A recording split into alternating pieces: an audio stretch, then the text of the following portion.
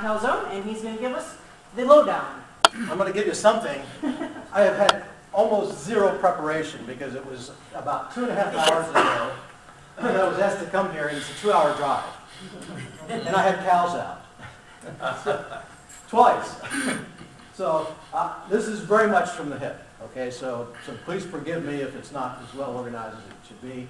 And also, if I don't get to something that you want to talk about, we'll try to do lots of Q&A, and so feel free to interrupt me and ask me questions about the process and so forth. I feel like it's necessary when we're going to talk about the Citizens Initiative to give some background. And this is some basic constitutional level kind of background that I think really helps us understand the issue better. I'm going to admit to you right now, unabashedly, I am very pro-Citizens Initiative. I think it's a very important part of our process.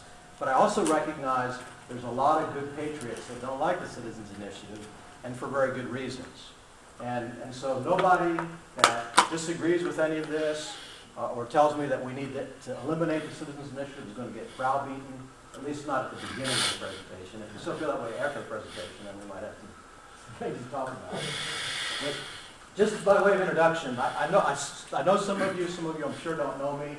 My name is Ron Calzone. I am one of the founding directors of Missouri First.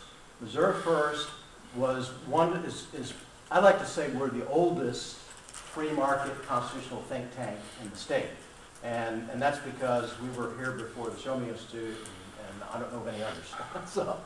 But the point is that for at least the last 10 or 12 years, we've been going to Jefferson City on virtually a weekly basis. We've been doing the kind of things that Tea Parties are doing now for a long time.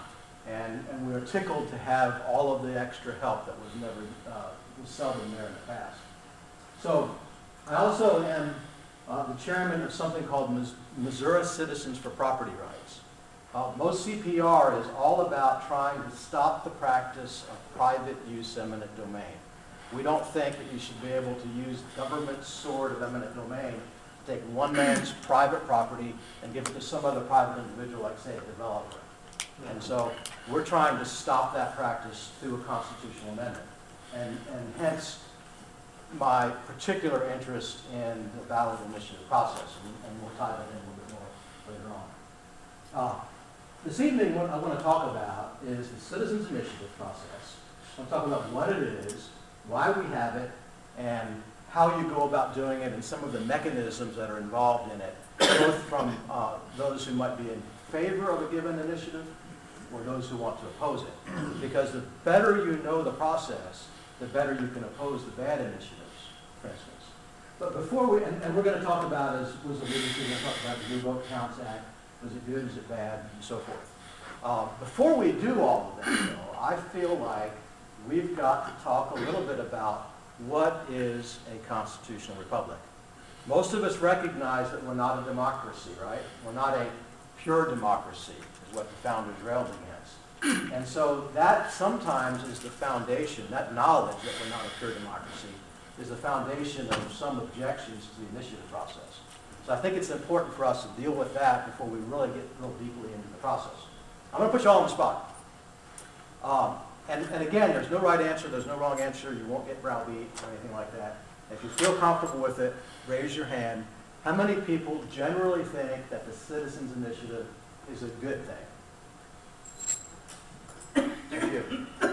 Okay. How many of you generally think it's a bad thing? Okay. A few. You're a little bit outnumbered. How many people don't know? Okay. Well, good. Okay. You're the ones I'm after. Okay. So let's talk a little bit about what is a republic.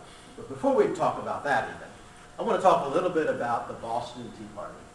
Do you really know, I know Lloyd does, yeah, but do you really know what was behind the Boston Tea Party? They didn't like the tea tax, right? Not so much. That wasn't so big. You know, the tea tax had been on for 3 years or so before the Boston Tea Party. It was pretty minimal. In fact, what was happening with tea is it was being dumped on the American market. There was this guy who had really nice handwriting. His name was John Hancock. And he was a smuggler. And he was smuggling tea. And there was no way that they could compete with John Hancock. And so the tea merchants that owned the tea that was on the ships that got dumped in Boston Harbor, they were actually dumping tea on the market. It wasn't just getting dumped in the harbor. They were trying to run the smugglers out of business with cheap tea. So it's not like they were all upset about the fact that they had to pay more for tea. That wasn't what it was. It wasn't the tea tax. It really had more to do with an increasing usurpation by the crown and the favorites of the crown. And I threw these slides together, so I don't even know what's up here. I'm going to have to look at them a little bit, so bear with me. There was a whole set of things that led up to the Boston Tea Party. There were things that, anybody familiar with the term mercantilism? Okay, mercantilism was an evil that the colonists fought against. In fact, I subscribe to the theory that the war fought for American independence was really a war that was fought between mercantilism or over mercantilism versus free market capitalism. That was really the crux of the war. And so there was all kinds of stuff going on dealing with mercantilism and pushback and so forth. But at the point of the Boston Tea Party, tea was being monopolized by something called the East India Trading Company. We're probably familiar with that term to some extent. The East India Trading Company was sometimes called the British East India Trading Company. It had, just before the Boston Tea Party, gotten nationalized and was now owned by the Crown. But for generations before that, they had a special charter to operate in certain parts of the world with monopolistic privileges. In fact, they had the Crown's authority to go to India and conquer it and rule it, and they ruled it with an iron fist. We're going to talk about that a little bit more in just a minute. They did something, you probably have all heard of the Opium Wars. That's something that kind of sounds familiar. The Opium Wars were something that the East India Trading Company executed, I almost said persecuted, against China. See, part of what the East India Trading Company did is they went to India and they got what's that stuff you get from poppies? Opium, that's right, they got opium. It was a long drive. They got opium, and they took it to China, and they traded it for tea, and they took that tea and they sold it in other parts of the world. But they hadn't really been selling it in the colonies. One of the things that happened is China recognized that a great percentage of their men were becoming addicted to opium. Some scholars think as many as 60% of the men in China were addicted to opium. And so at one point they said, no more, we're not going to let any more opium in China. Well, the East India Trading Company actually went to war with China to force them to buy their opium. I believe in free markets, and I even kind of understand the argument about decriminalizing drugs, and I understand why people think that. But for an outside company to go in and force you at the point of a bayonet to buy their product, opium or anything else, that's just pretty incredible. That's the kind of power that the East India Trading Company had. They ruled India with an iron fist. Like I said, I don't know what's on these slides, so we'll have to look at it. Yeah, this is, okay, the tax wasn't the real problem. Let's see, okay. This is something that a great scholar, a historian named Murray Rothbard wrote about the concerns that the colonists had with East India Trading Company and the tea. He said, but the provisions were relatively unimportant. They merely continued policies that had prevailed since 1776 or 67 and had provoked little clamor. The radical innovation, this is what happened. This is the thing that got the Americans so upset. The radical innovation, the deed that alarmed and provoked the Americans was the extent and hated and feared East India monopoly to American shores. So what happened right before that tea got dumped in Boston Harbor is the charter for the East India Trading Company was being expanded not just to that other part of the world, but now to the colonies. So these people that go and conquer India and make war with China and make them buy opium were now going to start doing business, have monopolistic privileges with the colonies. How bad was that? Well, consider what happened just right before this point in time. The Bengal famines in Bengal, India. occurred between 1769 and 1773. 10 million Indians died in these famines, a third of the population in this area. Anybody remember what the population of the colonies was at the time of the Declaration? Pardon? 2.5, 3, somewhere in there maybe. Probably closer to 2.5 million. You know, what at least some scholars said is that that famine was really just a modest drought. But the problem is that the East India Trading Company had such a monopolistic stranglehold on the economy of India that they weren't prepared for this modest drought. They had no stockpiles of food. They told the farmers in India, you've got to grow poppies, you've got to grow indigo. And they had prohibitions against stockpiling food, so they weren't ready for the famine. And as a result of that, 10 million people died in that famine.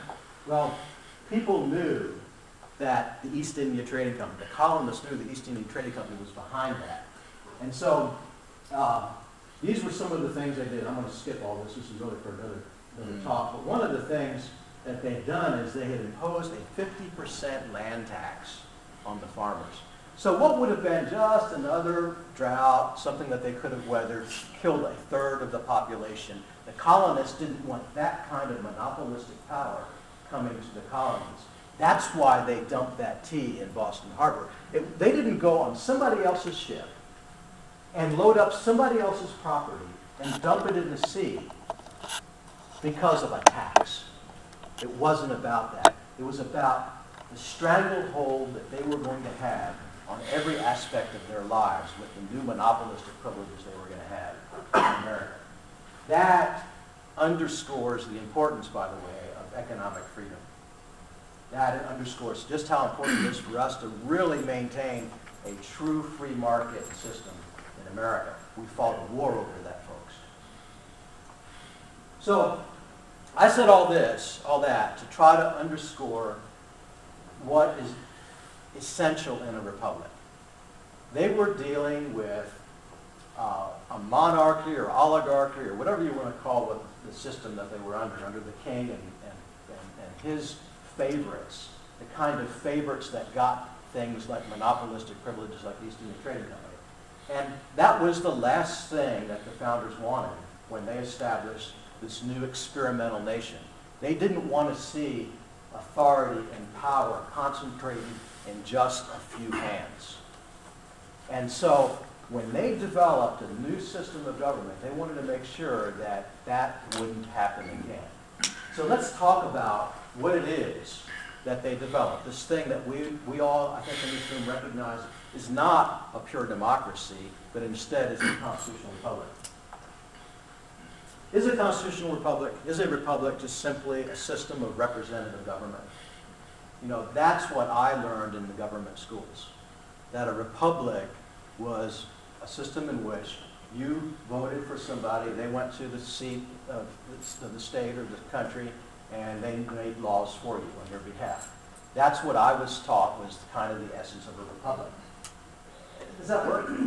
You know, does anybody have any comfort in the fact that you get to pick, usually from the lesser of a list of evils, and send them to Jefferson City or send them to Washington, D.C. to represent your interests? When is the last time you really felt like you sent somebody, either to Jefferson City or Washington, D.C., that really understood what you felt in your heart and what you thought was right and what you felt the man's name was Reagan. And knew something, and that's how I felt. But even Ronald Reagan disappointed me once in a while.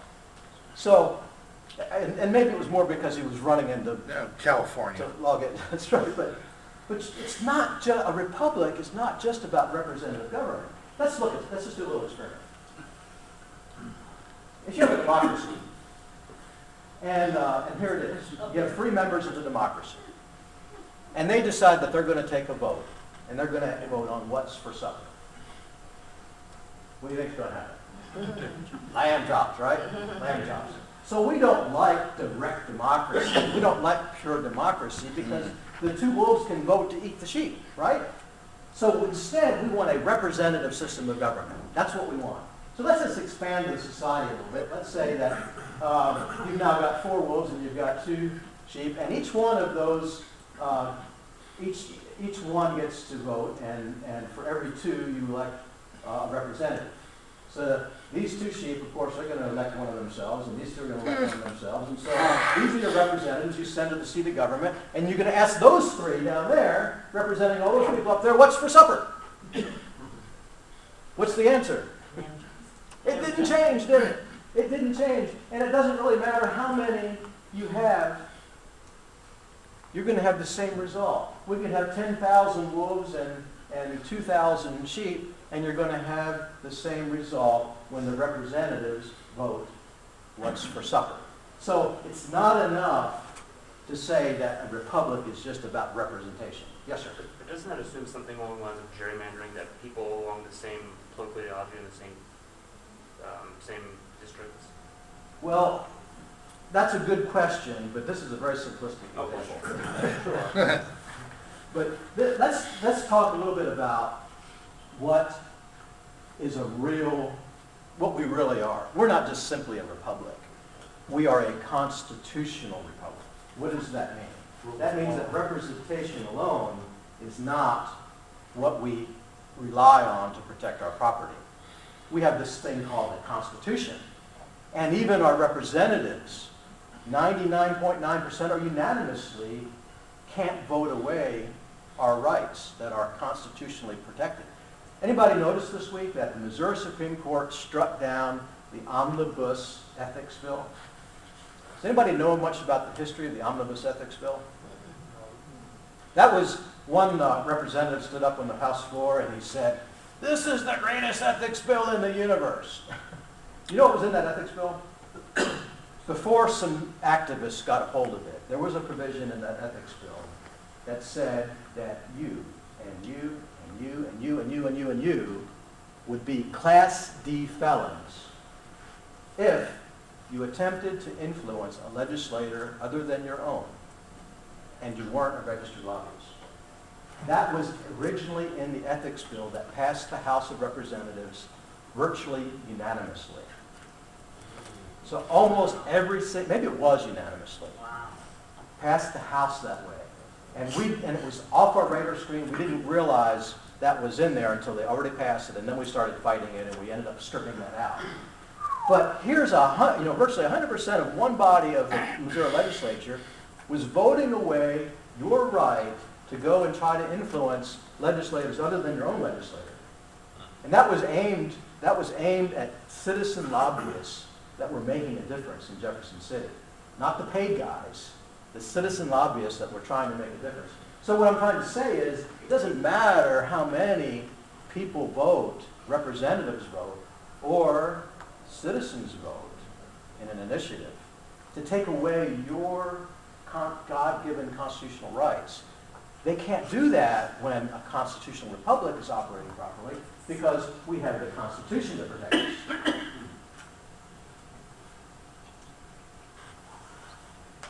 This is what James Madison said in Federalist 39 about the republic that they just created. He said the American Republic, this is what he was arguing for them to ratify, right? Is a government which derives all its powers directly or indirectly from the great body of the people and is administered by persons holding their offices during the pleasure of the people for a limited period during good behavior. Now, what the government school teachers have picked up on is this part about administered by persons holding their offices. So you elect people to represent you, but that's not the important part of what Madison had to say about what the American Republic was.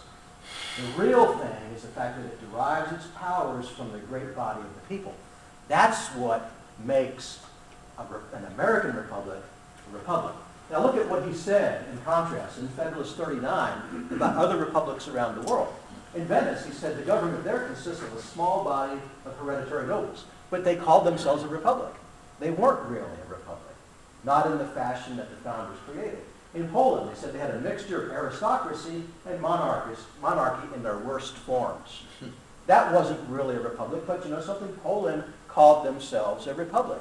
Same thing with England. Now, at least in England, you had one Republican branch, so you had Parliament, But even in Parliament, you had the House of Commons and the House of Lords, right? And so you had the aristocracy controlling a lot of what went on in Parliament, besides the monarchy. So all of these systems are systems in which you have concentrated power, not power that's genuinely in the hands of the great body of people. But that's not, the founders recognized that the republic just wasn't simply decisions being made by representatives. The thing that's significant about that is that you are represented, not the fact that you're sending representatives. You could have a republic. You could have a republic, a constitutional republic, in which every decision was voted on by all of the people, every single decision. That would still be a constitutional republic. You don't even need representatives or to fit what Madison had in mind. Now, that's not wise because you end up with all kinds of problems we don't need to go into. It's not wise, but technically you can do that. So here are the two basic principles that we need to understand, the two hallmarks of a constitutional republic. The understanding that all political power originates and resides in the people, but then the other thing, the constitutional part, that even the power of the people, even 100% of the people, or 99.99% of the people, are constrained by the rule of law. That means that if we were a society, you all couldn't vote to force me to donate one of my kidneys. You don't have that right. You couldn't vote to keep me from exercising my free speech rights. You couldn't vote to unconditionally detain me. Oh, maybe you could do that now. And so the point is that we need to understand really what a constitutional republic is if we want to evaluate things like the Citizens Initiative and determine whether or not the Citizens Initiative actually furthers the goals of a constitutional republic or undermines them. That's what, so I just spent all that time just to make that one statement. Let's just look at this next slide. I think I just elaborate on these next slides. Okay, I'm going to stop there and take a breath and ask for comments or questions about constitutional republics, what I've had to say.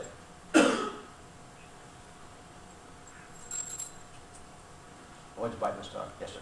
I'd like your point that the representatives are expected to perform their services for the people during a period of good behavior. That was Madison, not me. Okay, Madison. All right. I like that. It seems like today people have forgotten that. They say people that are appointed to the Supreme Court are there forever, or for the rest of their life. That's not the case at all. It's during a period of good behavior. That's what it says, isn't it? The U.S. Supreme Court. Yeah. So it shows you the way that our constitutional principles set up by the founding fathers are being eroded and interpreted in a way that suits the people that are presently in power. Yeah, I think that's right. We have this way underused tool called impeachment that really needs to be incorporated more often. And more than any other of the branches, judges should be the targets of impeachment. In fact, 80% of the impeachments in Missouri have been impeachments of judges. And that's a whole other issue because impeachment in Missouri is broken. But yes, sir? Question? Yeah, I was going to ask you what you believe in. I know there's two types of property, and that's public and private. So your car, is it the same thing as your shirt? Your car, is it the same thing as your shirt? Yeah, did you agree with that? I'm not sure I understand that question. What I mean is, if I go to the store and I buy this shirt, whatever taxes that was imposed on it when I bought it, those are all the taxes I have to pay because it's private. Versus something you're using in a public setting? And we pay taxes every year, personal property taxes. Oh yeah, so are we renting our car and our house and our home? Yeah, I think you're right. Yeah. We don't own it really. We don't really have a loyal property rights, it seems like, on a lot of our property. No, I agree with that. It's a little bit of a tangent I don't want to go down too much. But Yeah. Lloyd, did you have something? Well, this might, two tough questions, okay? Okay. Now I want you to know I have a high setting on this laser pointer. Get started and kill. Well, I'm not here to pick a fight. Okay. Because I think the points are well made, so I'm not trying to say that. I do You like see, Madison. well, anybody quotes Madison, Yeah. Madison. Just for everybody else's edification, Lloyd and I talked till 1 o'clock Yeah, in we the got too morning, long. talking about Madison. And So it was his there fault. there will not be a 3-hour discussion That's right, okay. following tonight, but even the Constitution, if I have, this is a thought-provoking, I don't know if there's an easy answer, but if I have a society of twice wolves to sheep, and they make a constitution, it's not going to be a constitution the sheep are going to be happy with, okay? So there's a deep question even in constitutions. The other problem is for the audience as well as you, but there's a lot of people in here that don't agree with this gentleman's statement, this Constitution's in bad shape. But you got to look in the mirror sometimes. My question is really, the founders thought we, the American people, would enforce that Constitution. So you have to ask yourself, have you ever voted for any political candidate that you know violated the Constitution of the United States? And if you had, you ain't following on I think that's a crazy question. I'd like to know if you ever voted for one that did follow it. Because that's, I don't think I ever. There's your problem. Yeah. There's your problem. Okay. It's not, it's in the fact that too many people are willing to walk into a voting booth and vote for somebody that they know violated the U.S. Constitution. Well, that's just the inherent laziness of people to do their background. But what I have a problem with is that we're not, we as a body of people are not doing what it takes. Like you said, impeachment is not used. There are things happening in Washington, D.C. that are just clearly unconstitutional. Yet And Jefferson City. And Jefferson City, yet nobody's doing anything about it. And it's like this thing that they just did about the contraception thing. That is clearly an executive branch using power they do not have from the Constitution, but nobody's calling them on. Nobody's actually doing the steps. And these omnibus bills like the Missouri Supreme Court just struck down. We have in our Missouri Constitution. By the way, I would really, really encourage you all to spend some quality time with the Missouri Constitution, at least the Bill of Rights. It's not that long. And I had my very first slide up there. I don't know if you read it. That's just kind of my splash screen. It was a quote from Jefferson about what you should expect out of your state governments versus the federal government. The states were designed to protect the things that are nearest and dearest to you. So you really need to care about what goes on in the states, right? Either state capital. We need to be engaged in Jefferson City because we can make more of a difference than, I'm not saying don't be engaged in Washington, D.C., but we can make a lot of difference in Jeff City. Now, having said that, let me tell you what happened just about a week ago. The House Economic, I call it the Economic Destruction Committee, was hearing a piece of the China Hub Bill. And it's the freight forwarders portion of the China Hub Bill. I'm not sure how you all feel about the China Hub Bill and the various components, but it is going to, if they pass it, subsidize freight forwarders with taxpayer dollars, ultimately. I mean, some people argue whether it's taxpayer dollars or not. It's going to subsidize them. It's going to give them special preferential treatment, kind of like the East India Trading Company had. Special preferential treatment.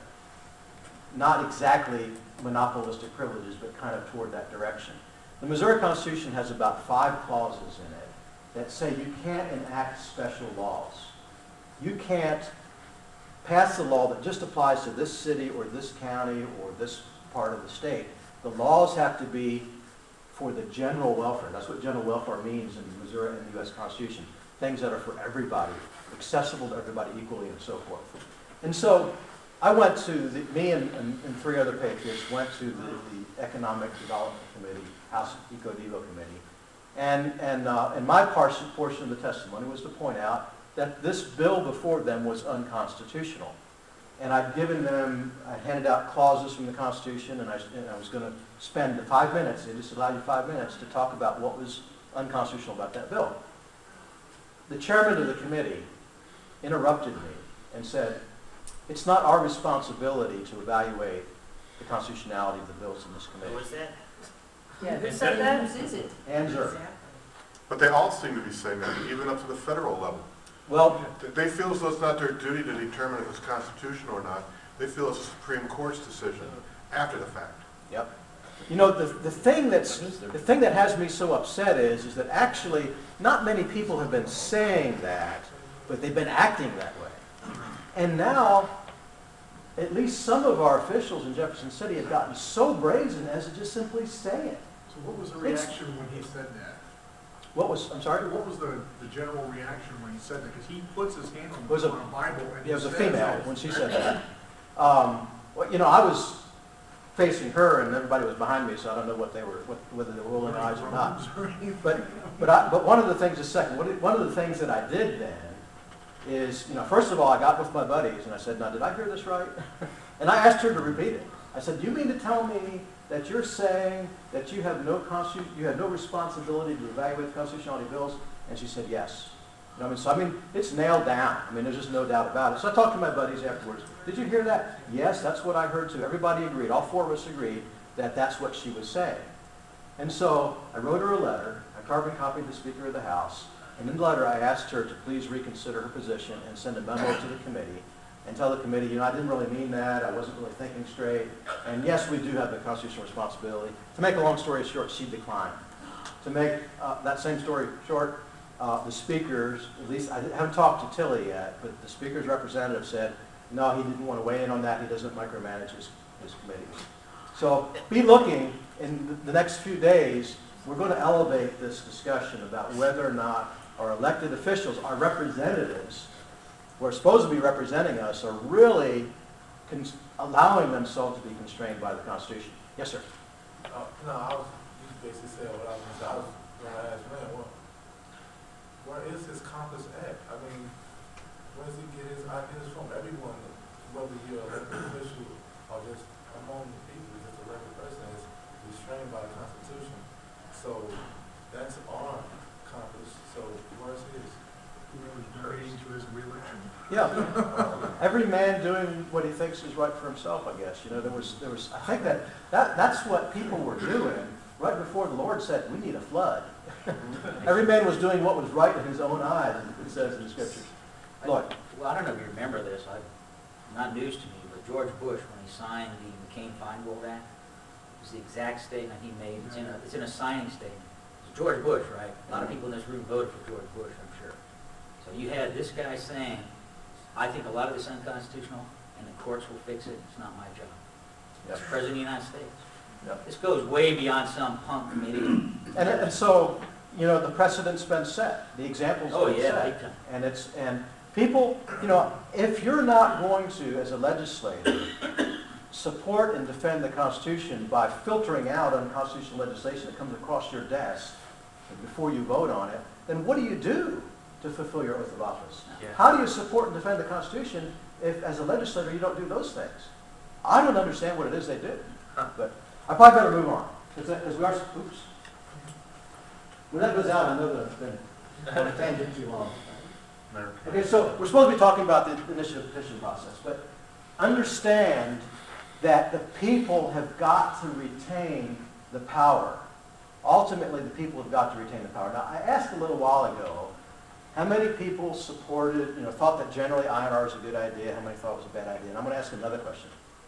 How many people generally think that the right, the individual right of a citizen to keep and bear arms is important? Those opposed? I didn't think so. Well, sorry.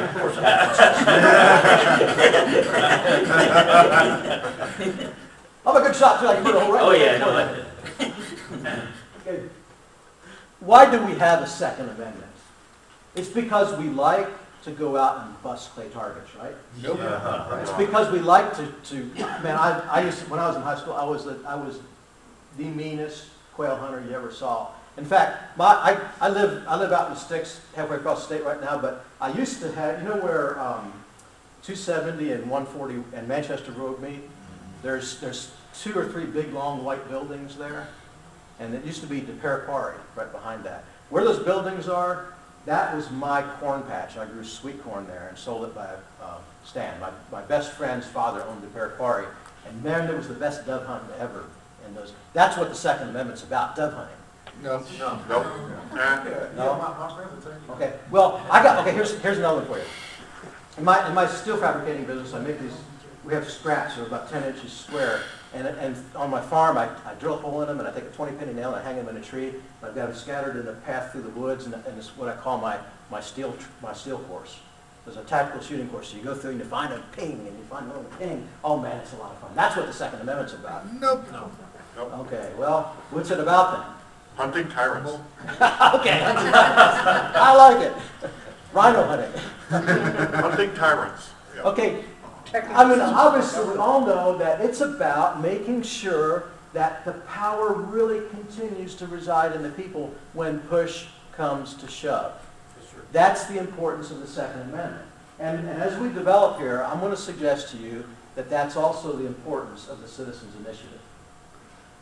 Guns sometimes get used to rob the 7-Eleven, or a bank, or a liquor store, or mug somebody in a dark alley. Sometimes they're abused. And sometimes the Citizens Initiative is abused too. Do we want to disarm ourselves? No. I don't want to give up my AR or my M&P, and I don't want to give up my That's right not to how they're vote, going to do it. and I don't want to give up my right to bypass these rascals that try to pass laws that say that you and you and you and you will be Class D felons if you try to influence a legislator other than your own. I don't want to rely on them to represent me and to support and defend the Constitution that now we were told just a week ago or so, they have the responsibility to support and defend. So sometimes we've got to fall back on something. And sometimes we fall back, I mean historically I'm talking about mankind in general, on pitchforks and muskets.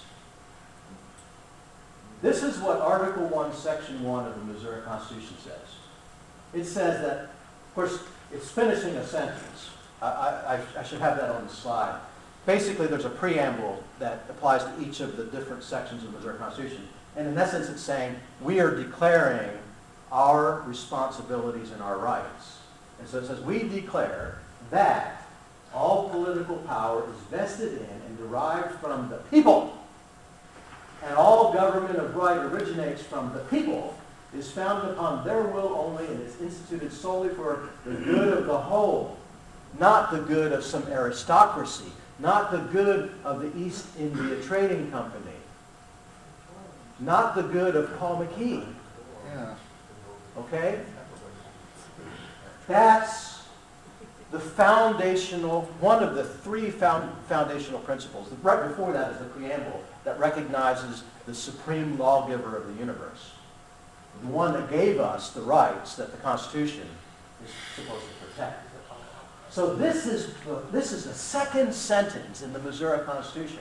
It's declaring that you and you and you and you are the repositories of all political power. Guess how they get around that?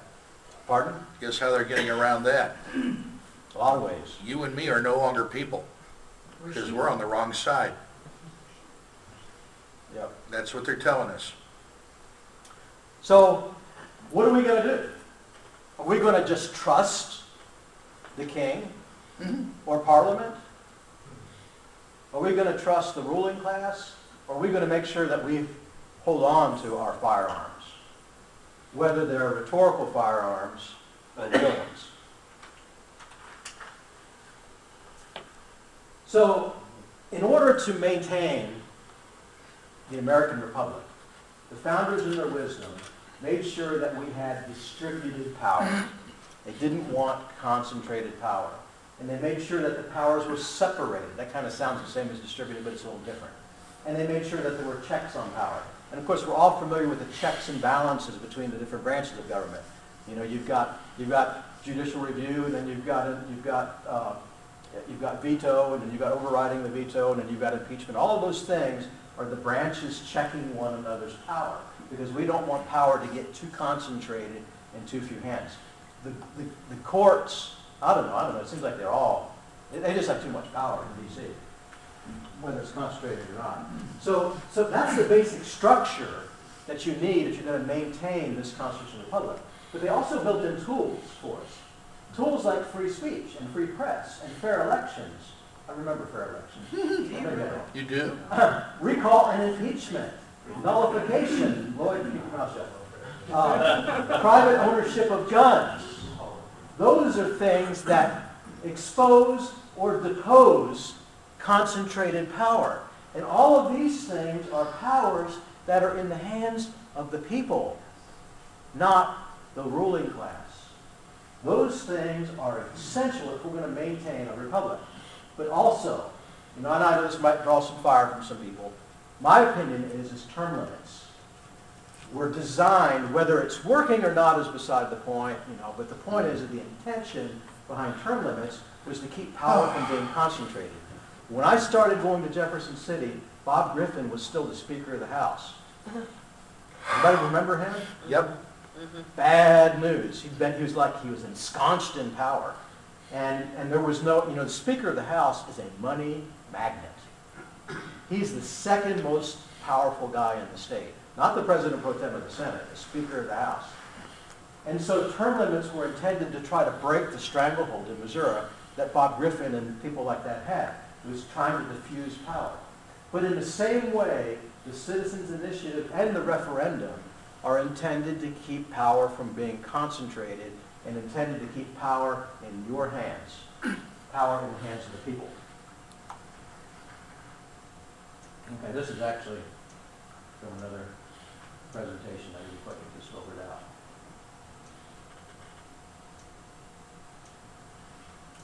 So bear with me while this is what happens when you call somebody at 4 o'clock and you have to. And ask them to drive too long. That's right. Mm.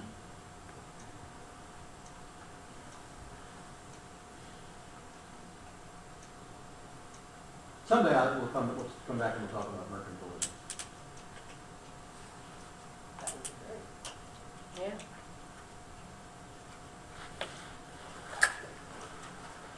Anybody know who John Locke is? John Locke, I suggest, had more influence on the founders than anybody else, directly or indirectly. That's good. He wrote the second treatise on civil government. And I'm going to just really go through this really quick. John Locke, his contention is that there's the state of nature. The Declaration talks about the laws of nature, nature's God. That was all concepts borrowed from John Locke. And in the state of nature, Locke would say men are kings unto themselves, but they enter into society and they form social compacts so their property can be protected. And their property, he said, was their life, their liberty, and their estates. Those three things together were property. Property is not just bricks and mortar and soil. And Locke's principles were the principles behind the Declaration of Independence. And one of the things that he said is that men put on the bonds of civil society and they agree with other men to join and unite into a community for their comfortable, safe, and peaceable living one amongst another in a secure enjoyment of their properties. And that was the purpose of society. He went on to say that when, that's the wrong slide here. Go on. He went on to say that when government reduces people to slavery under arbitrary power, government puts themselves into a state of war with the people, and the people are thereupon absolved from any further obedience. That was the rationale these English subjects, our forefathers in the colonies had, were saying, we are going to separate ourselves from England. They were saying the king had put himself into a state of war with them. Mm-hmm. And so he started the war, not them, because he was not respecting their property rights. And so they had to fall back to things that we recognize today are essential to maintain our republic. And those are, if you look at all the tools that they used back then, they're tools that we kind of need to use in one form or another today. I just real quick want to read the next section of the Missouri Constitution. It's saying, we declare that all constitutional government is intended to promote the general welfare of the people, and that all persons have a natural right to life, liberty, the pursuit of happiness, and the enjoyment of the gains of their own industry. That all persons are created equal and are entitled to equal rights and opportunity under the law. Now listen to this. To give security to those things is the principle office of government. The principal office of government is giving security to those basic rights up there. And when government doesn't confer the security, it fails in its chief design. Sometimes government fails in its chief design, and the people need to use some of the tools that were reserved for them. One of those tools, let's see, this is actually, ignore that, that's from my main talk. One of the tools is found in Article 3, Section 49 of the Missouri Constitution. It says that the people reserve power to propose and enact or reject laws and amendments to the Constitution by the initiative. And they can do it independent of the General Assembly. And they also reserve the power to approve or reject by referendum any act of the General Assembly, except in here is provided. You can't, by initiative and referendum, you can't do certain budgetary things. But the point is notice that operative word, reserve power. Remember Article 1, Section 1 said that all political power resides in the people. The people have given some of that power to government, just limited amounts of that power. And the rest of it they retain for themselves. And this provision in the Missouri Constitution says one of the things we have reserved for ourselves is the right to the initiative petition process. Because sometimes voting is not enough.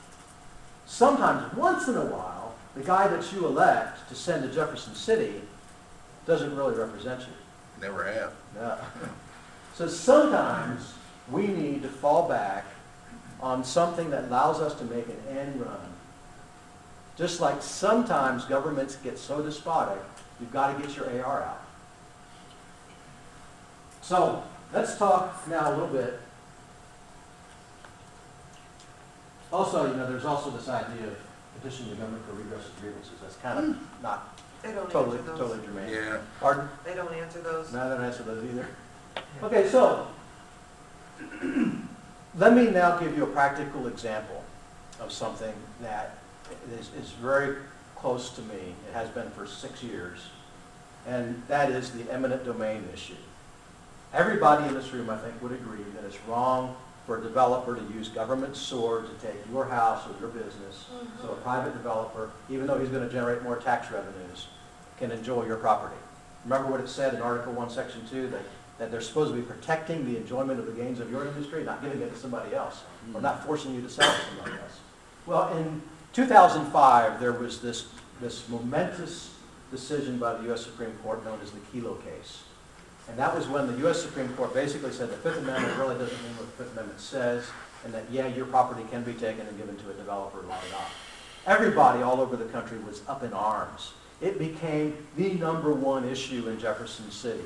Governor Blunt formed a task force to look into it, to try to solve the problem. There was all over the news. Everybody remember all that? Yeah. In 2006? Huge, huge, huge issue. And you know something? There were a lot of bills that were filed to fix the private use eminent domain problem. You know how many hearings they had with all these bills? Probably 20 bills. You know how many hearings they had? One. There was one hearing for this issue that had the whole nation in an uproar. One hearing. I mean, one bill had a hearing. And then, of course, it had a hearing in the House and had a hearing in the Senate. They passed that bill. It's called House Bill 1944.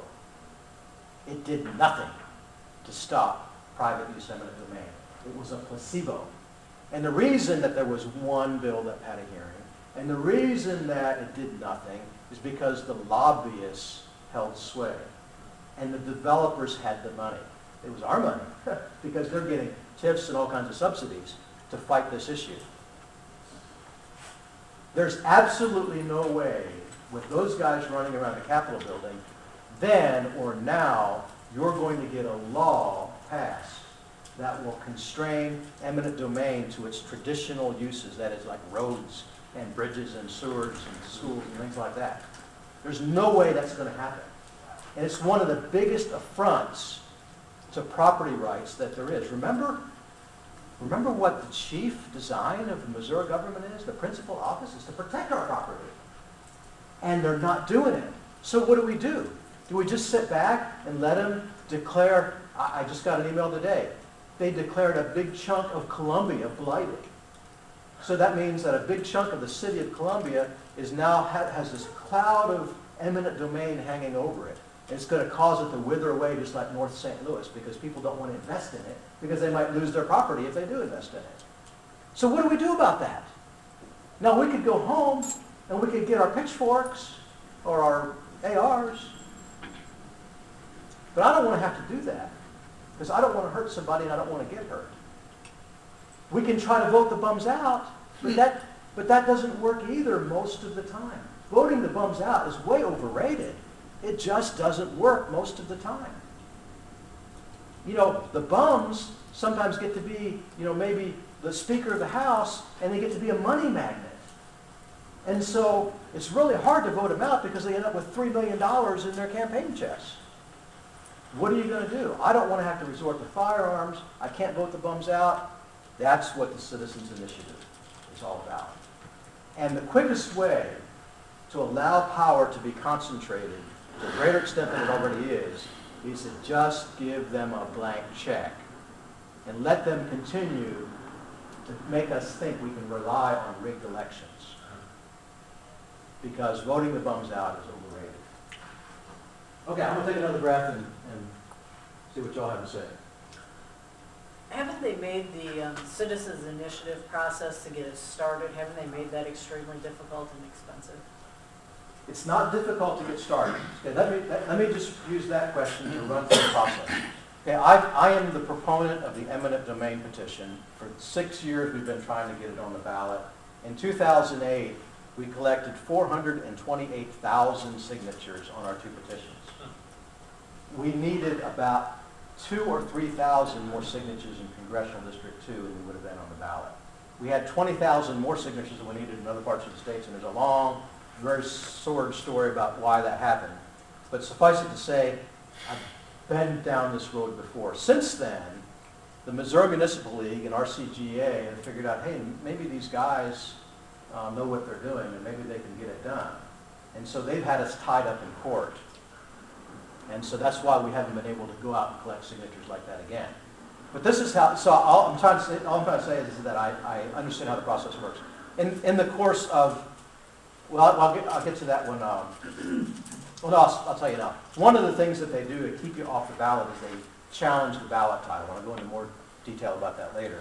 And they can tie you up in court and effectively keep you from circulating the petition.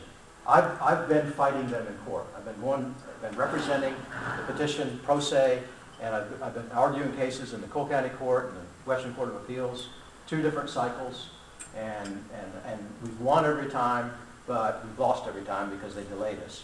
So the point is that I've submitted the petitions, I've collected the signatures, I've gone to litigation with the Secretary of State when she said we didn't have enough signatures, and then I've also litigated the other end of it when they're arguing the ballot title. So I've been exposed to all of the different facets for 6 years.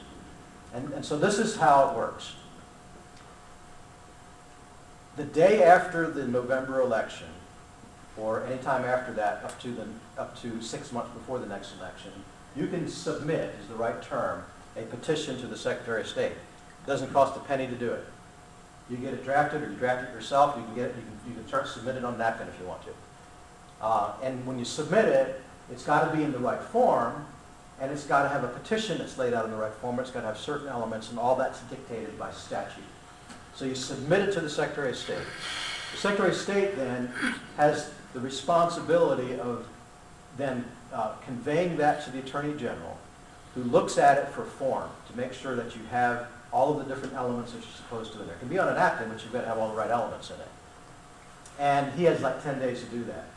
He sends it back and he says, okay, this is good or it's bad. If it's good, then the Secretary of State has to write something called a summary statement that summarizes in 50 words or less the effect, the net effect of the passage of your petition. At the same time, the Secretary of State transmits your language to the state auditor, who has a similar responsibility. In 50 words or less, the state auditor has to tell what the fiscal impact is of that measure. Those two things are put together, and they are called the ballot title. So that's the thing that you see on the ballot when you go vote. It's really important, folks, to have a Secretary of State that's fair. It's really important to have a Secretary of State that is not acting in a partisan way. We haven't had one for quite a while now. Okay, so the ballot title then is the thing that goes on the ballot. Now, after the Secretary of State has 30 days to do all that. After 30 days, the Secretary of State officially posts that ballot title, and then anybody that wants to oppose it has 10 days to look at that ballot title and challenge it in court. Yeah, that's how they beat the concealed carry the first time around. Was it ever an initiative petition? Well, it got started, it was a grassroots deal, and the thing is, the law in that summary that was passed didn't wind up on the ballot because the antis got a judge to alter it. Okay, well, okay, that's right. That process happens even if the legislature puts something on the ballot. Yeah. Right, you can challenge it. That's what they did. And you know something? We want that. We want to be able to challenge. Okay, let me ask this. I'm in the city now. Okay, I've got cow manure in my boots, and so I realize I'm probably the only one in this room that's got cow manure in their boots. So I might get a diversity of answers. The Proposition B was the puppy mill thing. Good thing, bad thing. If I could just ask a question based on that, since we've started with principle and now we're into practice. Yes, sir. So in principle, we're a fairly conservative state, and we should be able to get initiative petitions across, like your eminent domain of use, and into the elections. We get it on the ballot, get into the elections. But in practice, we can't get conservative issues like that on the ballot, but we do get issues like Prop B on the ballot. So in principle, this all seems great. So I heard you say Prop B wasn't a good thing. Yes. Okay. Are we in general agreement about that? Right. Okay. All right. So what do we do when the principle is correct, that if the idea that the people reserve the power and they should have the ability to challenge government when it's not acting, but in practice, it's not rewarding conservative issues like that, it's rewarding liberal issues? Okay, that's an excellent question, and that's exactly why we want to make sure that we still have the right to challenge the bad ballot titles, the misleading ballot titles. You know, Amendment 2 was the cloning amendment. It was totally misrepresented in the ballot title. And, you know, and that's because we had a crooked Secretary of State. I can tell you the story, man. But, you know, I guess just in the broadest sense, again, there's going to be bad guys that use guns to rob a 7-Eleven, but we don't want to outlaw guns. So sometimes we have to recognize that the tool that preserves liberty also is used to steal someone else's liberty. And so that's something that a fact that we've got to accept. But I would suggest to you that if you look historically, we've done more good things in Missouri with the initiative petition process than we've done bad things. The Hancock Amendment was done by initiative. Anybody think the Hancock Amendment was a bad thing? We would look like Illinois if we didn't have the... Does everybody know what the Hancock Amendment was in 1980? The Hancock Amendment forces a vote of the people before you can raise taxes. Okay, that's what the Hancock Amendment was. And it was done by the initiative petition process in 1980. And we would not have... I'm not sure what the history of the Balanced Budget Amendment is in Missouri, the Balanced Budget Clause. But we would not have... we would have unbridled tax increases to meet the requirement of the Balanced Budget Amendment. A Balanced Budget Amendment all by itself is not anything to write home about. You have to limit spending too, right? Because you know your budget can stay balanced if your spending and your taxes go up at the same rate. So when you have a balanced budget clause like we do in Missouri, the only way to keep government from growing is to also limit spending or limit taxes somehow, because that's what limits spending. Those two things together is what really helps to preserve freedom. So we would not have the Hancock Amendment if we didn't have, the Hancock Amendment tied the hands of our legislators. They weren't going to do it on their own. Term limits. Probably there's people in here that don't like term limits. I personally do. There's no way in the world you're going to get legislators to vote term limits on themselves. So there's some really, really important things that have happened through the initiative petition process. And once again, we will not fix eminent domain through the legislature. It's just not going to happen. I have legislators all the time coming to me saying, Ron, let me offer your stuff as a bill. And I tell them, if we do that, it's just going to get watered down before it goes through the process. It'll be a placebo, and I'll be able to say we did something great when they did nothing at all. So Now, to further address your question, the problem that we have right now, especially when you have a crooked and liberal Secretary of State, is we have a table that's very tilted in favor of government and liberals. And there's some things we can do to level that table. And there's also some things that we can do to buffer the effect of bad measures. You know, for instance, it's a little bit ridiculous, in my opinion, to think that you can change Missouri's Constitution with a simple majority vote. You know, what's it take to amend the U.S. Constitution? Anybody here know that? 2/3 Congress, 3/4 state. 3/4 That's right. So it takes a supermajority. Now, a supermajority like that won't float in Missouri. But there is a proposal out there to do something that you might call a concurrent majority. It would require two things to happen. And this is a little bit like Lloyd's SRA. You would have to not just have a majority of the vote of the people, but you would have to have a majority in a majority of the congressional districts. And so that means you can't have, and I don't want to step on your toes, but that means you can't have just St. Louis and Kansas City deciding what happens to our Constitution. I'll guarantee you, to you folks, that there's more people in outstate Missouri that think like you than there are in St. Louis City. Higher percentage. So we want their influence. You won't have things like Prop B pass if it takes the whole state to do it. So that's one thing we can do. Another thing that we can do is we can limit the amount of time that you can litigate a ballot title. In 2010, we submitted our petition just like a week after the November election, so almost as soon as you could. And it was like March before the Supreme Court finally said, we're done with this, and you can go ahead and you can circulate the petition anytime you want to, but it's at your own risk. So we were left with like maybe a month or so to collect 450,000 signatures on our two petitions. So one of the things you do is you constrain them. You say, you can litigate the ballot title, we don't want to be disarmed, but you've got to get it all done in 3 months. So that's one of the things that you can do to help you level the playing field. We also need, for all of us, to get engaged and informed, and we need to talk about Prop B. We need to say Prop B violates Article 1, Section 2, because you're saying that this person can't enjoy the gains of their own industry. They can't use their dog breeding facility. They can only have 50 breeding animals and things like that that are crazy, unconstitutional restrictions. We need to educate our neighbors, and we need to get them to both know. I think, yes, ma'am. So if you go through the process and you get a ballot title, but as the petitioner, you completely disagree with the way it was interpreted, is that when you go to litigation? You can challenge it too. Right. Okay, so if you're the petitioner and then they write it up so poorly that it's completely misrepresented, as a petitioner, is that when you go into litigation, or can it just go away and you start over? Well, you know what you might do if you submit a petition and you do it, and you always want to do it early in the process. The day after the November election is the best time. And you don't like it, you don't like what you get 30 days later, you can reword it and try to force them to do a better job.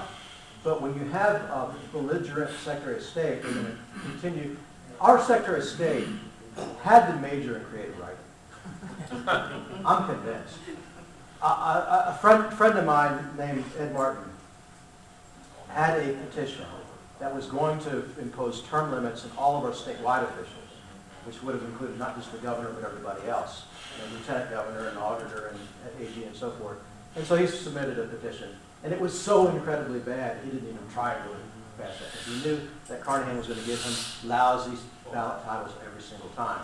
And I can't tell you how many different efforts like that have been thwarted because of the bad ballot titles. And it's really, I think Shane was supposed to be here and talk to you tonight. It's really, really important to have a Secretary of State that's going to be fair and honest. And that means not just to our stuff, but to the other side stuff too. I think there was another question or comment over here. No, I was just trying to get them to shush back there. Oh, okay. You need one of these hot laser pointers. But, yes, sir. I'm sitting here, and I came from our educational system. I'm sorry. I'm a teacher, yeah, I was a teacher. Sir, you look like you're probably old enough to have been involved in it when it wasn't so bad. Yeah. Okay. Well, the uphill battle here is like this angle. And I hear your words, I understand your words, and I believe your words, but knowing this society and the state that it's in right now, we've got, our major problem is ignorance, I can tell you, You're right. and forced ignorance. You know what I mean by that? I've been through the school system, and you've got to teach a lot of this. And I see an awful lot of people who don't care, that are voters, and they don't want to care. And it's going to take an awful lot of people gaining an education of what's going on before we can do the right thing. I think you're exactly right, but the thing that I think is important to understand is that negative dynamic works whether you have a direct vote of the people on something or you're electing people to represent you. If ignorant people elect representatives, they're probably going to elect ignorant representatives. If ignorant people vote on ballot measures, they're going to probably make ignorant choices.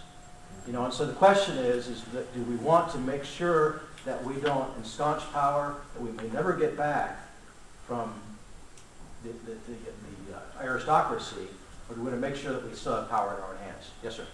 That's essentially my question. I know this is a hard one too, but I know if you get eminent domain on that ballot, 80%. 80% vote by the citizens of the state, there's no doubt in my mind about it. Why do those same citizens send to the legislature representatives of themselves who in effect kill this again and again and You know the refuse answer? it? I don't know if I know the answer. I do, and I bet you How guys do you fix that Because your problem? choice is between bozo and some other clown. I mean, by the time you sit down and talk to these people, and you walk away, and you want to go pound your head into a concrete wall. And your choice is dumb or dumber. Okay. How do you fix that? Because don't you have to fix that too? Well, I went to an activism school in Kansas City a while back, and he said that's why we need more regular people challenging incumbents, just so that you don't run into that problem with choice of bozo and A and B. Right? Everyone's You got to challenge the incumbent. You got to, even if you lose, you still weaken their war chest campaign funds, and then you hit them next time. You hit them next time, and eventually they'll lose. Absolutely. We spent, I mean, just to kind of give you an idea of how that dynamic works. In the 2010 cycle, we spent about $3,000 fighting the lawyers that were hired by the Missouri Municipal League and RCGA. They hired, anybody know who Hush Blackwell is? Yes. They own a pretty big building in this Big town. law firm. They got like 600 lawyers, and so that's who we were up against. We bought a subscription to Westlaw, and that was the expense that we had in 2010. We didn't need that subscription in the 2012 cycle. And I'll guarantee they spent hundreds and hundreds of thousands of dollars litigating the ballot title. We won. They ran us out of time, so they really won in a sense. But the point is how long are they going to do that? Now, the first time they tied us up until March. This last time they tied us up until August, September. And we're going to come back, and we're not going to be able to circulate the petition in 2012, but we'll come back for 2014, and we'll get through the court quicker. We have this guy named Dan Green in the circuit court in Jefferson City right now that's doing a bang-up job. Okay, there's one other comment over here, question? If I could just throw a shameless plug for the event next weekend on Saturday. It's a perfect reason to come. And I'm working on a campaign over in Illinois. A lot of the problem with the choice between Bozo and Bozo 2 is it's not just that it's not just getting citizen candidates in office, it's getting people like us involved in the campaigns. And part of that is having the knowledge to be able to work on those campaigns and compete with paid employees for these campaigns that do this for a living. And so that's my shameless plug for next Saturday for our Tea Party event, is to get some of that training and to encourage other people that want to get involved, some of this training that they can go work out for the non-established, non-chosen candidate and get them into office in Jeff City or DC. Yeah, that's how you beat the candidates with the money. We beat them with the grassroots. Well, absolutely. There's another dynamic, though, in this Bozo versus Bozo. Let me take a little quick poll. let's come up with the 3 top non-eminent domain issues on your hearts. Name one. In Missouri, In Missouri, yeah. the Missouri plan, getting rid of it. Okay, Missouri Court Plan, okay. That's- Tax credits. Get rid of tax credits, Yes. okay. Good one so far. One more. Schools. School choice, Absolutely. okay. All right, so let's just use those 3. It doesn't matter what they are. Okay, so let's say that you've got candidates out there, and there's one candidate that is all about stopping private use eminent domain, and he's bad on those 3 issues. And then his opposition just doesn't get property rights, but man, he's going to go to the mat on those 3 issues. Who are you going to vote for? Tough choice. You're going to probably hold your nose. You're going to probably vote for the guy that doesn't understand property rights, because at least he's going to get those 3 things done. And probably eminent domain is a hill that you're not going to climb anyway, because all the developers have all the money and they've got all the lobbyists in the building. That's how we lose. You've got guys that are good enough of the time that you put up with them. But they're not real patriots, and they're not real constitutionalists. And that's the dilemma that we face, in my opinion. Yes, ma'am? I hate to keep doing this, but friends of mine and I have found a somewhat different way. Okay, and we have found a person who is, for some reason, even though she was a physical therapist, is on the appropriations committee. Okay? And she came to us and said, I can't read in 3 hours this request for an increase in appropriations, because each political subdivision within the state of Missouri uses their own IT department and their own tax software, or their own accounting software. So she's a physical therapist. She has 3 hours, 1/8, to decide whether or not this subdivision deserves an increase in their spending, whether we should give them more money. And so we developed for her a chart of unified counts. We found a weak horse, and we're riding that horse to the finish line. And we're training her as to how fiscal responsibility works. And I'm shocked to learn that up until this omnibus ethics bill was thrown out, I was a class G felon. I'm really a very nice lady. And what we're doing is we're teaching her fiscal responsibility. We're now starting to show up in Jeff City and testify. One of my cohorts, or I guess partners in crime, showed up at the appropriations committee last week, and he was 20 people, the only one who wasn't there asking for money. And what he said was, what metrics are you using to determine whether or not you've met your objectives, and what are your objectives? The place went silent. Okay, so, what you're saying is that you have become a resource for one of the legislators that cares. Absolutely, absolutely. The fact of the matter is that most of us are probably somewhat experts on something, but maybe a couple things, but not nearly all the things a typical legislator has to deal with. They need resources, human resources that they can trust. They can't afford to hire them. So we need to find those among us that understand things like that and can be a resource for them. We need to be reasonable. We need to not beat them up too much when they don't get it right. And as long as they're trying to head the right direction, and we need to help them and not just sit back and sling stones at it. Because some of them really want to do the right thing. They do. They just don't know what the right thing is. Exactly. And what we find is when they do the wrong thing, we withhold money. And that helps them see things our way. And so we have found where they're weak and where they're strong, and we try and supplement where they're weak. And when they don't do what we want them to do, we quit giving them money. And that helps, once we have their money, their hearts and minds follow. Yep, that's right. So, I do want to clarify one other thing. The omnibus ethics bill, that Class D felon provision, that didn't make it out of the building. Because what happened... Not a felon? Okay, you're not, I'm sorry you're not a felon. Oh, good. I'm sorry, you never were, at least that I know of, a felon. What happened is the House passed that version. There was a different version in the Senate, and when they went to conference, we got it stripped out. Okay, so it didn't become law. That wasn't part of what just got thrown out. But this is another element. Since you brought up the omnibus ethics bill, omnibus bills in general are avenues for mischief. The Supreme Court a long time ago ruled against omnibus bills, and they said that what you have with an omnibus bill is something called log rolling.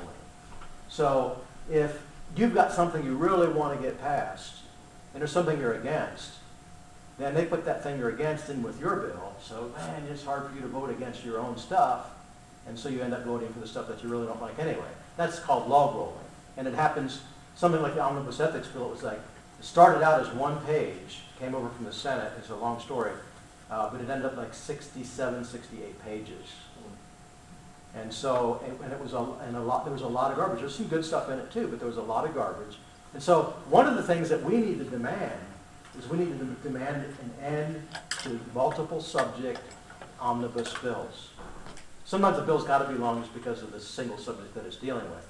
And the reason that that's so important is we can't be there 100% of the time, and we can't review. You know, you look at the bill that's filed and it's on the state's website, and then maybe you get to see another snapshot or two of it as it goes through the process.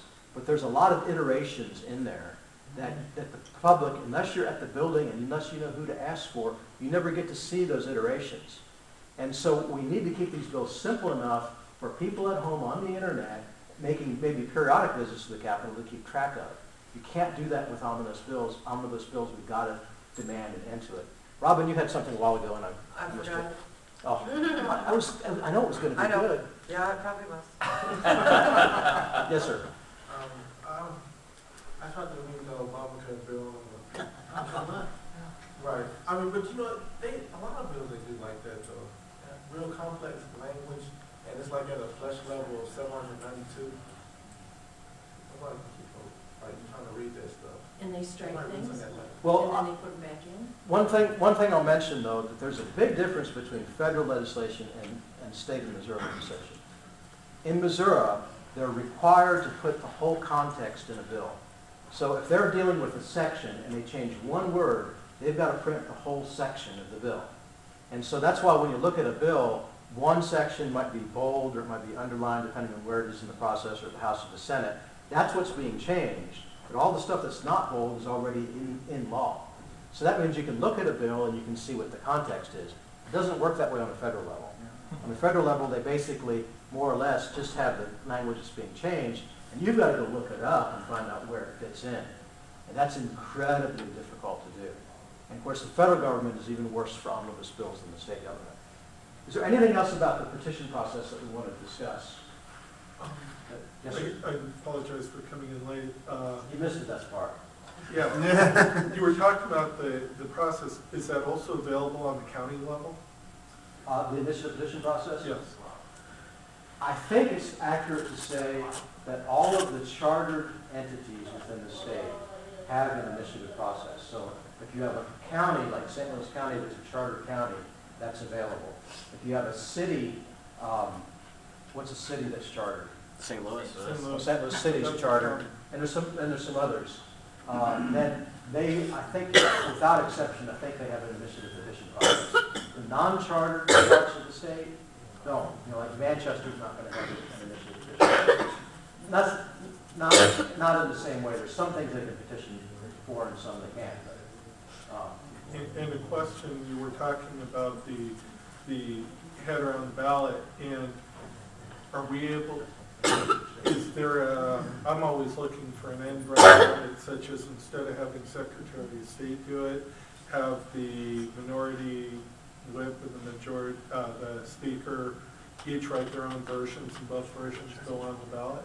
well, okay, if the General Assembly proposes a ballot measure, you know, like for instance, one of the things that we're working on right now is the Healthcare Freedom Act, and the legislature gets to write the ballot title when you propose something for the ballot. Now, it can still be changed. But one of the things that you might have missed is we were looking at Article 3, Section 49 of the Missouri Constitution. Did you see that? Were you here? That was where it says people reserve the power to the petition process. It says the people reserve the power independent of the General Assembly. So there have been some suggestions like you had to get some legislators to write the ballot title, form some kind of a board or something to do that. But then it wouldn't be independent of the General Assembly. but to get it away from the Secretary of State, it would be one party or the other to keep it independent. Well, you know, if you can come up with a system that doesn't involve the General Assembly, then that might be an alternative. But in order to do that, in fact, there actually is a bill right now in HJR to change the Constitution so that you would pick people from the General Assembly to do that. But you have to understand, they're the rascals. We don't want them writing the ballot title any more than we want Robin Carnahan writing the ballot title. At least when Robin does it, you know who to blame. And you can vote her out. One of the other things I want to make sure that we cover tonight is, what do you do if you do want to challenge ballot language of any kind, whether it's from the General Assembly or a citizens initiative or any of that kind of stuff? Where do you go, and what do you do if you don't like what's on there? Okay? If it's a citizens initiative, once again, you have 10 days after the Secretary of State certifies the ballot title. And anybody can do that? Anybody in can do those that. 10 days? Any citizen has standing to do that, and you just go to court. Okay. Where do you find it? Well, that's the tricky part. In court? In court? Okay, no, if you watch the Secretary of State's website, they post these things.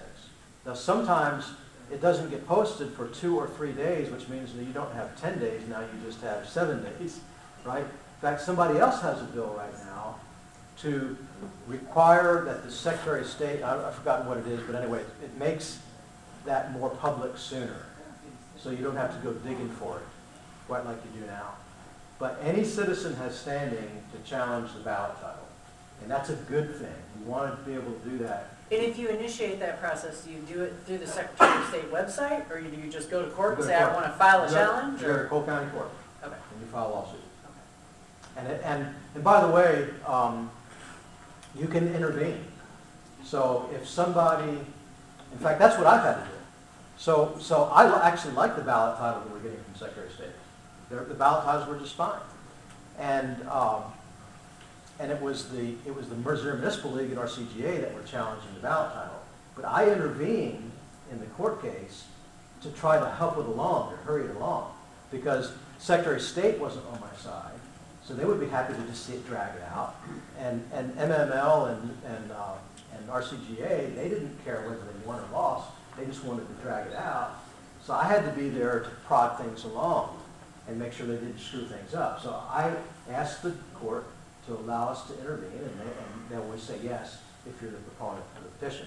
Now, sometimes if you're just a totally disinterested party, that you might not be able to intervene, but you can always ask. So if there's something that somebody else is challenging and you also don't like it, then you can get in on the case. Or if you do like it and you want to help defend it, you can intervene and get on that case too. Let's see. Robin, since she got, and then Yeah, it's my turn, Lloyd. Go ahead. All right. You might ask my question. I want to go back to citizens being involved in getting elected and running for office. How many people in this room have ever gone into the ballot box and they had people to vote for who had nobody running against them? Whose fault is that? That is our fault. We have to be involved. Even if you're not, if you don't have to have a lot of money. I got to tell y'all, I ran for office last time. I didn't have a lot of money. But a lot of people ended up finding out that Lacey Clay is not a good guy. You have to get involved, even if it's on your local school board. Because if you're not involved, we lose. Your tax assessor doesn't raise your taxes. Your fire board does, fire district. School board does. And if you run your campaign in such a way that you educate people, you can't lose. Oh, I did lose. I educated a lot of people. Right. But it's important to get involved. And if you don't want to run for office, there are a lot of state boards that the legislature goes to get answers on how something works. And most of those boards are unfilled. Am I right? There are a lot of them unfilled? Yeah, actually, I'm not sure. Oh, we got a whole list of boards. The governor appoints you, and you are who they go to ask about things. Really? Yes. How do you find out though? Just go to the governor's website and look up the boards. But then also They don't, meet twice a year, some of them 3 or 4 times a year. Some of them you actually get paid for. And don't discount the influence you can have in Jefferson City on legislation. Folks, we're making a difference. We really are making a difference. Mr. Lloyd. I'd echo that comment. I do think the system is, political system is broken. And just how you solve problems like that is very difficult. Initiative could certainly be part of it. But I'd say you have to face reality at some point and say, you've got a broken system here. When you can vote that many times and then admit to yourself, I'm not being represented. So that's a very serious breakage. I used to tell people, because Americans have been taught to respect the vote so much, I used to tell them, I'll have a society right now in which I don't get to vote and everybody else in this room can vote. So I will have no power at all. But you guys will have all the power. But I will decide what we vote on. Yeah. And I just won that fight. So somebody out here is deciding what you vote on. And who you vote for. Well, and who your choices are, et cetera. Your choices are determined, at some point in the process. If you don't get early enough in the process, if you're waiting until November, and you're picking donkey elephant, oh man, you're way beyond where you can influence that system, okay? That's not, I was going to ask you, maybe the solution to the title in the summary is just to abolish, why can't we just have a petition that whatever's on that petition goes on the damn ballot, and that's it, and we're done. Well, because Also, there's no limit to the length. They could be pages and pages. You can limit the length then. You just say it has to be this long. I mean, do what you That want. way it would be like California where they have, No, it's not. they have a ton of bills. I'm just controlling the language. I'm just saying where does the language come from? It should come from the people. What's on their petition. Also point out, you weren't screwed by the title, and you weren't screwed by the summary. You were screwed by the challenge. Okay? So they found a way to even beat you there. That's right. And we're the courts, defending the challenge and the courts process, that allow the but challenge to take there's some so much rich, time. powerful people that can use that challenge process to subvert what really the people want to vote on. There's no doubt people in this state want to vote on eminent domain. Yeah. And that's exactly what's happening, and that's why one of the things that has to happen is we need to limit the amount of time you can be tied up in court. But something, you reminded me something that we do need to cover. We need to talk quickly about your vote counts. Okay, got a couple minutes. Okay. About what? The Your Vote Counts Act. Does everybody know what that is? No. Okay. So we, HSUS, the Humane Society of the United States, comes to Missouri. They use this process that is very near and dear to me. They put something that's very stupid on the ballot and something that's very unconstitutional on the ballot. And so now they say that you can only have 50 breeding dogs and all these other limitations. And 51.8% of the people, a bare majority, vote for that. And so 51.8% of the Missourians voted to subjugate the constitutional rights of dog breeders in Missouri. The Missouri General Assembly, some of them for the right reasons, some of them for the wrong reasons, last spring voted to undo that, at least portions of it. They fooled themselves. They didn't do very much. And so at this point in time, like a third of the dog breeders in Missouri are out of business, in spite of the fix. Okay, but in the meantime, people think, oh, this is bad. We can't have the General Assembly undoing a vote of the people. And so we need to stop that. Now, mind you that Proposition B was a statute change. It wasn't a constitutional amendment. So then comes along another initiative petition. And here he's looking at this smug look on his face. That's going to say that the General Assembly cannot undo or alter something that's passed by the people unless they do it with a supermajority. And I don't remember what it is. It's 75% or something like that. Or they can send it back to the people for a vote. So that's what the Your Vote Counts Act, the petition that they're circulating right now around the state, that's what it would do. It would keep your representative from fixing something that was voted on by the people or undoing something that was voted on by the people. Well, and one of the things I just want to stick right in there to keep in mind with that is this is legislation we already couldn't get our legislators to vote on in many cases. I don't mean particularly that bill, but you're talking then about getting a supermajority of legislators that already wouldn't vote on possibly that thing you wanted passed to start with. Now you got to get a supermajority to get it undone. Yeah. So, but this is the thing that I think, okay, so here I am, arguably the most vocal supporter of the concept of INR in the state of Missouri. And definitely in the capital. That's my reputation at least. And I'm telling you that Your Vote Counts Act is bad. Now that sounds like it's kind of oxymoronic, doesn't it? But this is why I think it's bad. Remember we looked at Article 1, Section 2 of the Missouri Constitution? Remember what it said the principal office of government was? Somebody? To protect our property, our life, our liberty, and our estates. And that is the oath that our legislators have taken. That means it's their job when something unconstitutional comes along, even if it's voted on by 99.9% of the people, it's their job to come to our defense, to interpose for us, sorry, Lloyd, and defend us from this 99.9% or 51.8% that are going to trample our constitutional rights. Remember, we're a constitutional republic. That means that the rule of law prevails.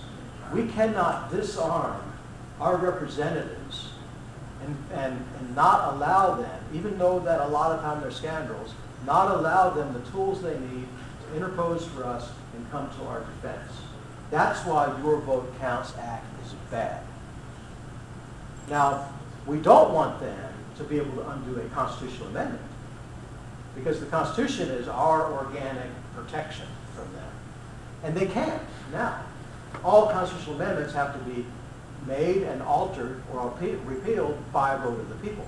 Now they can put it on the ballot and ask us to repeal something we just passed. But when it's a statute like Prop B, they need the latitude to fix it if they're going to live up to their constitutional obligation, to their oath of office, which is to protect and defend the Constitution. Unlike some chairmen of some committees seem to understand. So that, in a nutshell, is how I feel about Prop B. I mean, about the Your Vote Counts Act. What do we do about it? Is that your next question?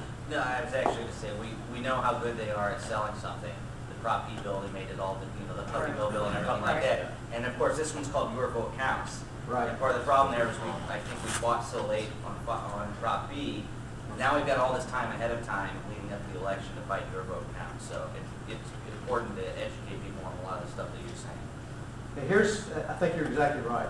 And so that, and by the way, one of the things through the process last spring that I really tried to beat in the heads of our legislators, and it didn't get in very deep, was that their opposition to Proposition B needed to be laser focused on protecting the constitutional rights of the dog breeders.